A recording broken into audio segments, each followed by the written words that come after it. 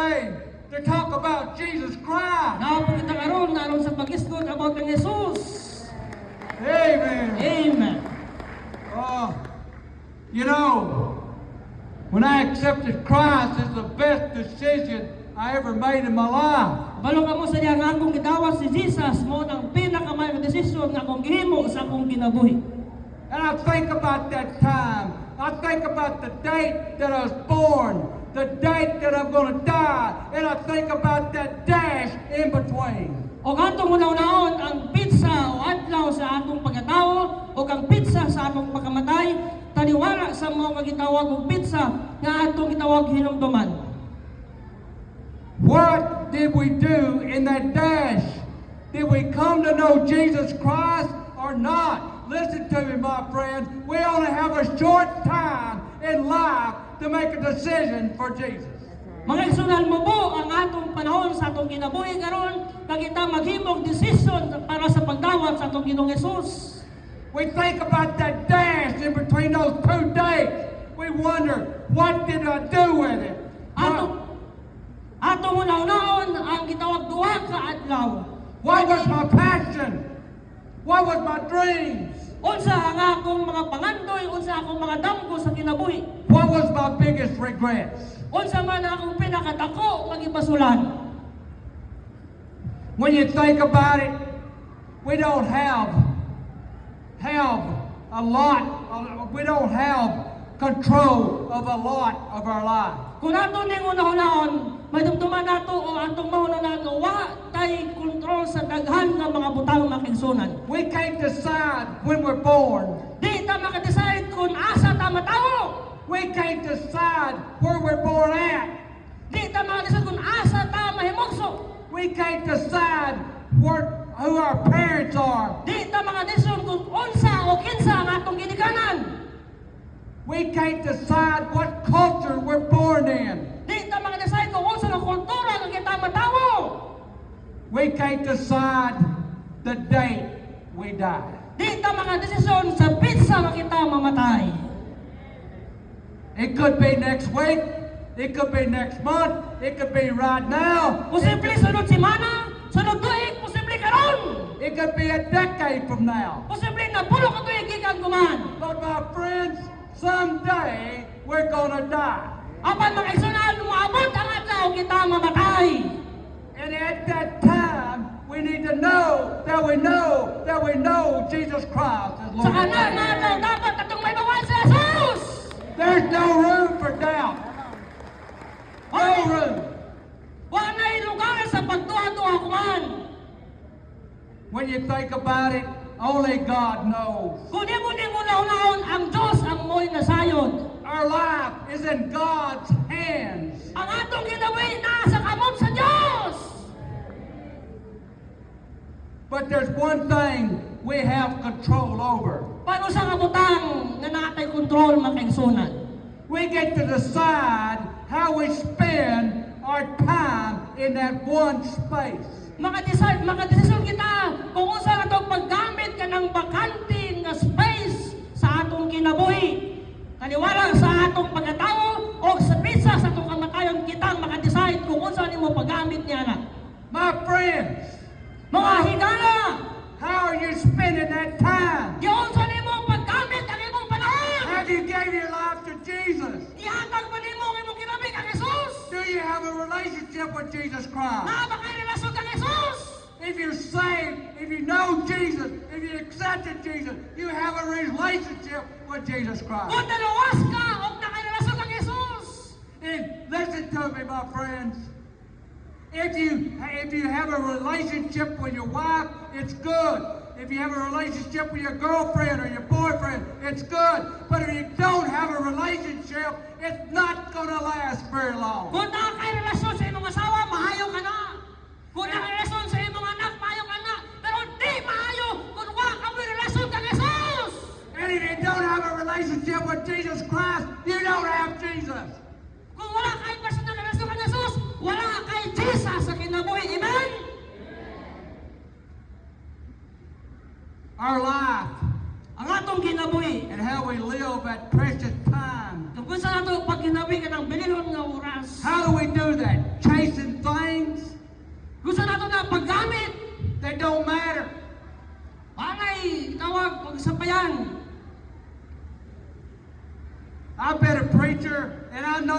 some common things about people. Ako usa ka magwawali og nasayran ako ang kasagaran nga problema. When they knew they only had a short period of time, Kung sila may balong ang bubo na lang ilang panahon, when God was fixing to take them, they come to a clear of Jesus Christ. kung sila may balong, mabot nila ang panahon mo, abot na sa punto nga nasa katinawan, may tawag kang Jesus. They want to forgive. Kapag sila magpasaylo, They want to be forgiven. kapag sila magpasaylo, They want to know where they're going to spend eternity. kapag sila kung saan na paggamit ang eternidad, My friends, we spend it one or two places. magkasunan ato ng gigain sa duha lamang sa dapit, Heaven or hell. langit o imperno. When we talk about the scripture, Kung kita mag-isgutment ako sa kasulatan, over in Isaiah sa 5:14, Isaiah 5:14, hell has enlarged itself. ang imperno nagadako sa iyang kaugalingon. Listen to my friends. Paminaw mga igsoon. There's plenty of Pamilya. room in hell. What? There's plenty of room in Dahil hell. daghan nga mga lugar o dapit sa imperno. So why do we waste our time Nganong atong sayangon ng atong panahon on common, routine things? sa mga kasagaran ng mga butang. We should make the absolute most of the time that we have here on Kailangan earth. atong himo ng pinakamaayong ang panahon sa atong kinabuhi. Don't we want all life has to offer? Do we want all life has to offer? Gusto ba nato nga atong kinabuhi ihalad?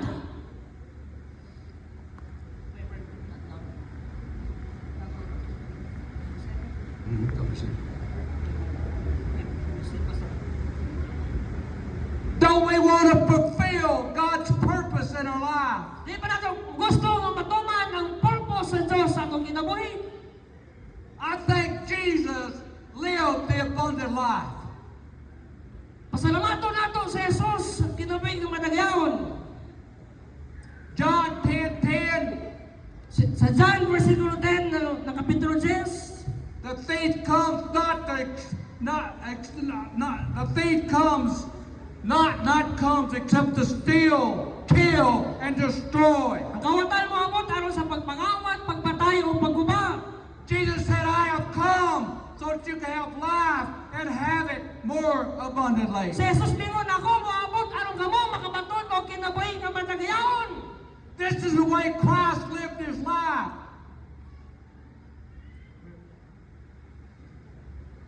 Mao na ang ginabuhi ni Kristo sa tang naasa dinhi sa kalibutan. Jesus lived more abundantly. Si Jesus na kinabuhi nga madagyaon. God wants you to have the better life. Si Jesus gusto niya nga naatay maayo o manindog nga kinabuhi. God wants you to have the abundant life. Gusto sa Dios nga naatay madagyaon nga kinabuhi. God has a plan for you. Ang Dios na ay plano sa inyo. God lays it out there for you.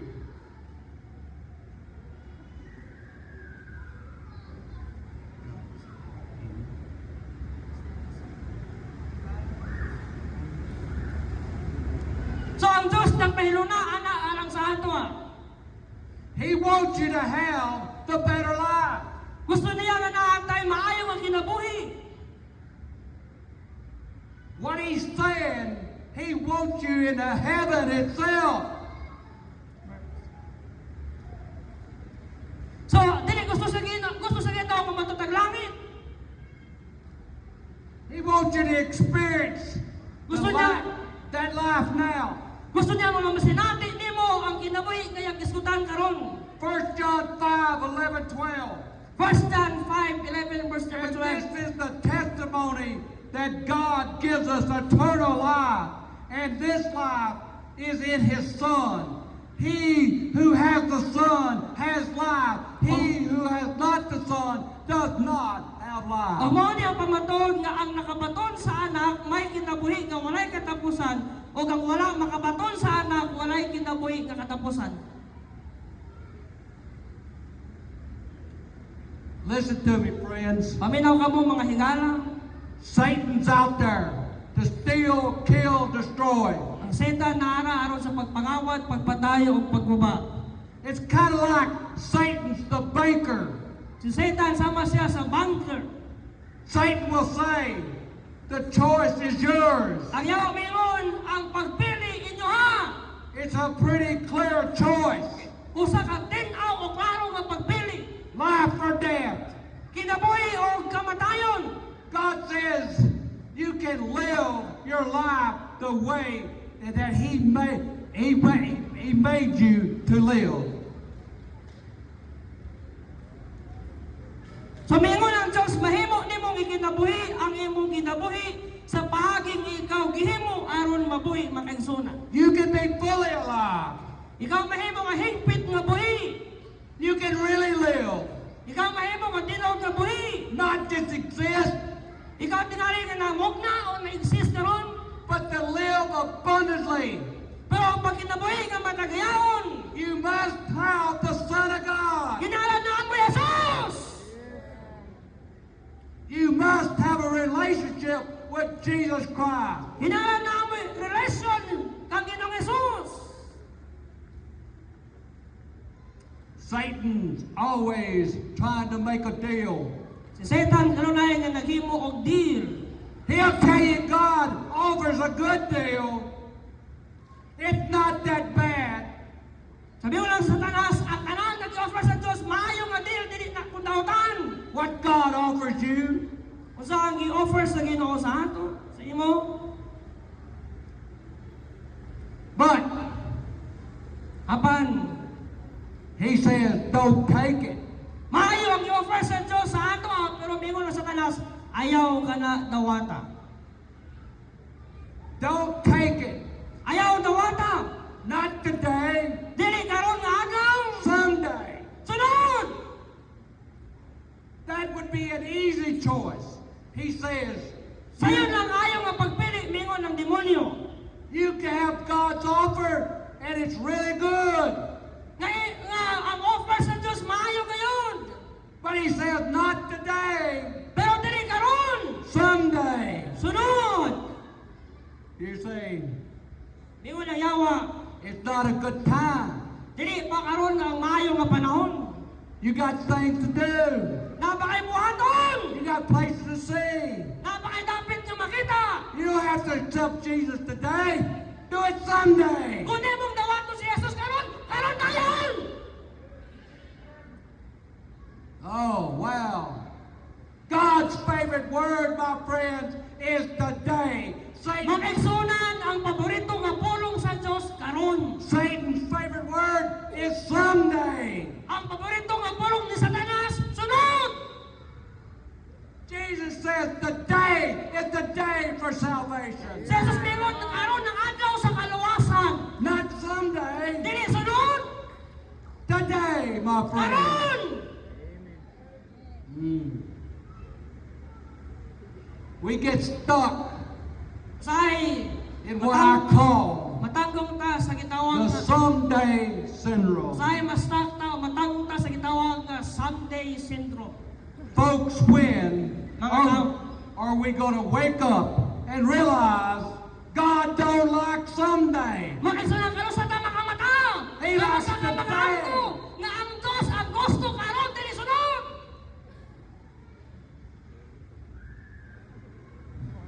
This is your life, friends. Mao imo na kinabuhi We're igsoon. consistently waiting to live.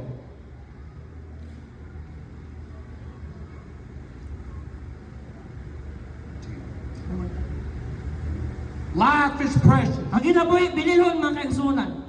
We better start making choices. Mas maayo nga atong pilihon. Amin mag-start ta sa pagpili karon. Life is painful. Ang kinabuhi sakit. We better start making choices. Kinahanglan magsugod ta sa pagpili karon. Life is beautiful. Ang kinabuhi maayo. We better start making choices. Kinahanglan magsugod ta sa pagpili karon. I want you to hear this passage Gusto na ako mapatiaan kini nga passage. in Luke chapter 7:31. In Luke chapter 7 verse number 31. And the Lord said, to what then shall I have taken the man of this generation, and what are they like? Si Jesus mingon sa unsang paagi nga akong gihulagway kini nga generation. He said, what he's saying there is, what can I compare the people of this generation? Si Jesus mingon, unsaan ako paghulagway sa mga tao sa kuman nga generasyon. How can I describe them, he's saying. Unsaan ako paghulagway sa ilaha. People over 35 memorize their driver's license. So, ang mga tao sa pagkidarong nga 35 ilang i-memorize o na-memorize ang ilang driver's license. People under 35 memorize their credit card number. Ang tao nga ubos sa 35 nga pagkidarong naka-memorize ang credit card number. People under 15 knows the cell phone numbers and the cable channels. So, ang pagkidarong nga 15 paubos, kabalo sila sa cellphone number o sa mga cables. What is Jesus saying? Unsay giingon ni Jesus? I played the music for you, Ako nagtugtog ug nagtukar og musika sa inyo ha. and you won't dance. Pero di mo musayaw. You won't live that abundant life. Di mo magkinabuhi sa madagyaw nga ginabuhi. You're always stuck Kanunay mo nga natanggo in the someday syndrome. sa pulo nga sunod. Jesus said, I put you here on earth Sa sabihin ako nagbutang kalimo diri sa kalibutan. and offered you the most precious gift of all. O nag-offer ka ninyo sa pinakamaayo nga gasa sa tanan. The gift of eternal life. Ang gasa sa kinabuhi nga walay katapusan. But you're always waiting to live. Pero always o kami mo naghulap nga mabuhi. A preacher many years ago Nayusa ka magwali. kept a sign on his desk Nayusa ka preachers that said, na nagingon. yesterday ended last night. Ang kagahapon nga human kagabi. He said it reminded him Kini nagpahinamdom kaniya of no matter how bad I nga failed bisan unsa ang iyang kamakayasan today, karon tomorrow's a new day. ang ugma bago nga adlaw. Malingon ako. A lot of people try to tell you how to live.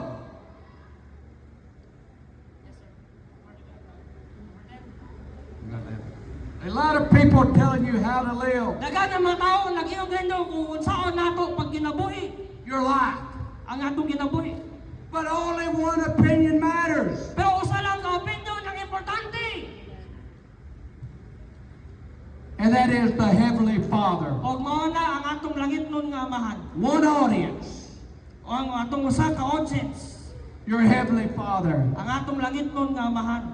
John 14:6 says, John 14:6 nagingon, I am the way. ako ang I am dalan. the truth. Ako ang No kamatuoran. one comes to the Father unless you come through Jesus Malingon Christ. ako, si Jesus mingon ako ang dalan, ang kamatuoran, ang kinabuhi. Walay makato sa maan nga di mo agin ako. God's not going to look at you and ask you, my friends, are you a Pentecostal? Makaisunan, higala ang Diyos, wa mutana o mangutana kanimo. God Mga sa Pentekostal. God's not going to look at you and ask you if you're a Catholic. Ang Diyos wala mutana o kanimo, mangutana kung ikaw sa Katoliko. God's not going to look at you and ask you if you're a Baptist. Ang Diyos wala mutana o mangutana kanimo kung ikaw sa Kabaptist. He's either going to say, I know you, or I don't. Si Jesus mingon, ako nakaila kanimo, wa makaila nimo. Oh, Oh, inso. my friends. Oh, higala. Only God. You know, I want to just touch just for a minute. You know, we need to know that the know God is enough to save us. We need to know that God is enough to get us to heaven. Kaya na itong may bawan nga, sakto, iko na ang Diyos nga makadala ka nato sa langit. There's no room for doubt. Wa na'y dapit ang pagduha-duha. Many years ago, horse and buggy time. Okay. You don't have it. It's another paper.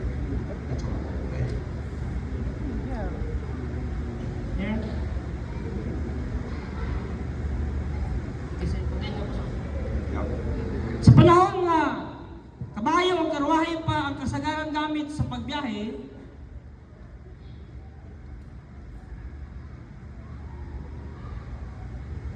there were 3 children got into a buggy. night,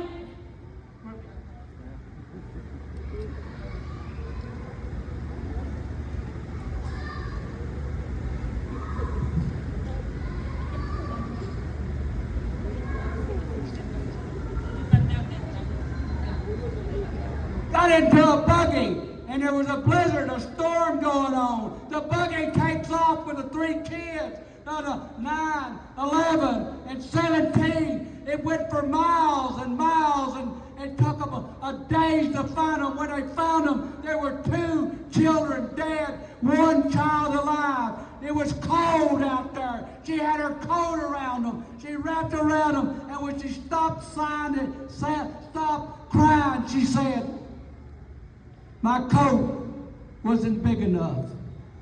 My friends, Jesus is big enough. Makaisunod si Jesus, igo na. It's big enough to cover your sins. It's big enough to cover my sin. It's big enough to cover our lust. It's big enough to cover our line. Listen to me. Jesus' blood is big enough for each and every one of us here today. Si Jesus igo na sa pagtapon sa atong mga sala. Si Jesus igo na sa pagpasaylo ka na atong makaigsunan. The question is here today, do you want to give your life to Jesus or not? Do you want to accept Him as Lord and Savior? Gusto ba ninyong dawaton si Jesus karon kagabi? Gusto ba ninyong kasama imong Savior nato? It's up to you, my friends. Dipindi na sa inyo higala. I can't save you. Dili ako makalawas ninyo. Mr. Russell can't save you. Pastor Russell, dili makalawas ninyo. Brother Marshall can't save you. Marsha, dili makalawas ninyo. The only one can save you is Jesus Christ. Ang makalawas kaninyo si Jesus. Jesus was buried and died on the cross. Buried 3 days, He rose again for you, and for you, for you, and for you and me. Si Jesus na matay dito sa cross, ginubog og nabanaw alang sa imo, alang sa atong tanan. Jesus wants you to have eternal life. Gusto ni Jesus ka natay kinabi walay katapusan. He wants you in heaven, my friend. Gusto niya ikaw matong langit, higala. He's waiting for you there. Nagulat siya sa imo dito. All He wants you to do is give your heart to Him. Ang imo lang mo atong nihata, kag imo Accept kasinasing sa iya. Him as Lord and Savior. Gawa ka sa may imong manluluwas. So when He sees you, my friend, He'll Kung iya say, mong magita, higala. "Come on in. Sulod! Come on in. Dali! Come on in. Dali! Sulod! Come on in." Dali! It's up to you, my friend. Dipindi na sa inyo mga higala. Pastor Russell's going to give an invitation. He's not asking you to be a Baptist. He's not asking you to be a Catholic. He's not asking you to be a Pentecostal. He's asking you, do you want Jesus Christ as your Lord and Savior? Si Pastor Russell, mao'y mag-imbitar ninyo karon. Wa ako mag-invite kung may mong Baptist. Wa ako mag-invite kung may mong Katoliko. Wa ako mag-invite kung may mong Pentecostal. Nag-invite ko na inyong dapat may na si Jesus. Amen. Amen. He's going to ask you here today, friends, to bow your head and close your eyes. Ito ko ang inyong maulo o ibiyo itong mga mata. Then He's going to ask you if you want to accept Jesus as your Lord and Savior. Mangutan ako sa inyo karon kung atong gusto nga dawaton si Jesus nga atong Ginoo manluluwas. So raise your hand. Ipataas ang imong kamot. Amen. Amen. Amen. Amen. Praise God. Hallelujah.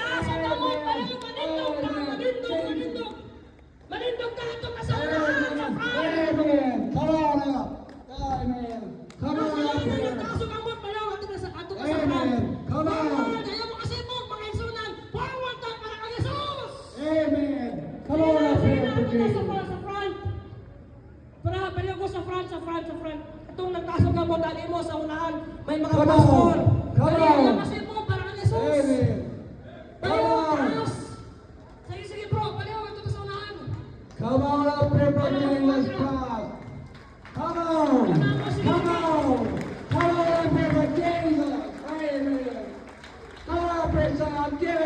house of Jesus today. Listen to me. Make sure that you know Jesus.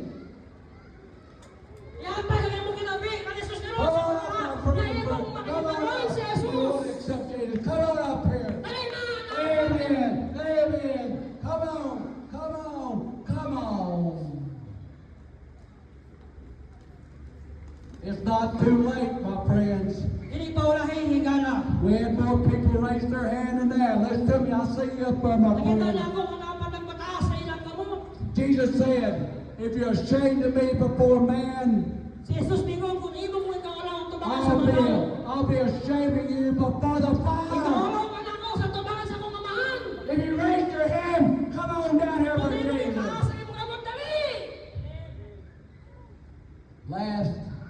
Last call. Katapusan nga tawag. Come on. Amen. Dali. Brother. Come on. Dali, igso. Praise God. I love Jesus. Come on down. There you go, Pastor. It's yours. So sa tanan na nagdawat ni Jesus karon dalay ko ng Diyos, panigo sa pagsabat o pagsunod sa kini mga pagampo. Sabi ninyo, sonda si pastor sa mga pagampo, isipan din nako kung dili no. Ito ko atong ulo, ipiyong atong mga mata, sonda kini mga pagampo. Ginoong Jesus, akong ginaangkon o ginailar nga ako makasala. O nagatuo nga ikaw namatay dito sa cross tungod sa akong mga sala. Ikaw gilubong o nabanhaw sa katulong adlaw. Ginoong Jesus, akong mituo nga ikaw ang bugtong nga Dios ug manluluwas sa akong kinabuhi. Karon kagabihon, ako ikaw gituan og dawaton sa akong kasing-kasing. Ingon